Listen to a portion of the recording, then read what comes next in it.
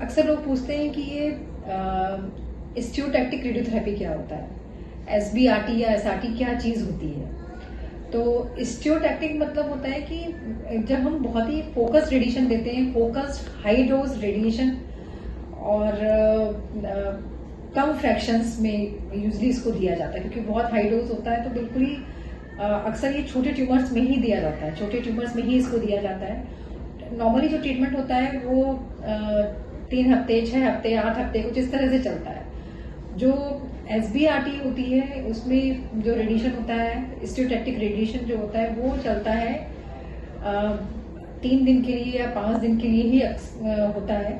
और जो डोज होती है, अक्सर जो डोज हम लोग देते हैं कन्वेंशनल फ्रैक्शनेशन में, वो 1.8 to 2 ग्रे होती है, जबकि स्टीरियोटैक्टिक में यही डोज 8 ग्रे, 10 ग्रे इस तरह से ज्यादा होती है। तो इसमें जो वॉल्यूम होता है वो बहुत, जो भी मतलब जो डिजीज है उसके अराउंड थोड़ा सा ही मार्जिन, बिल्कुल भी बिना मार्जिन लिए ही, बिना एक्स्ट्रा टिश्यू ट्रीट किए ही, एक्स्ट्रा टिश्यू मतलब नॉर्मल टिश्यू को बचा करके बिल्कुल जो एरिया है उसको ही इसमें ट्रीट किया जाता है। तो ये बेसिकली स्टीरियोटैक्टिक रेडिएशन है, highly conformal radiation with high dose with laser number of fractions. तो सबको ये लगता है कि अगर लेस नंबर ऑफ फ्रैक्शंस हैं तो फिर मतलब आपका इसमें जो चीजें हैं वो कम यूज होंगी, ऐसा नहीं। जब हम बहुत हाई डोज देते हैं तो we have to be very careful, और हमें बहुत फोकस अपनी जो बीम होती है वो भी रखनी होती है। So that should be highly focused.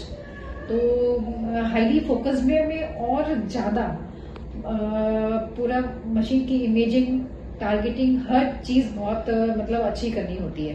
तो स्टीरियोटैक्टिक रेडिएशन के लिए yes, machine should be very good, क्योंकि अगर बहुत छोटा लीजन है और मशीन में कैपेसिटी नहीं है तो वो नहीं ट्रीट कर पाएगी।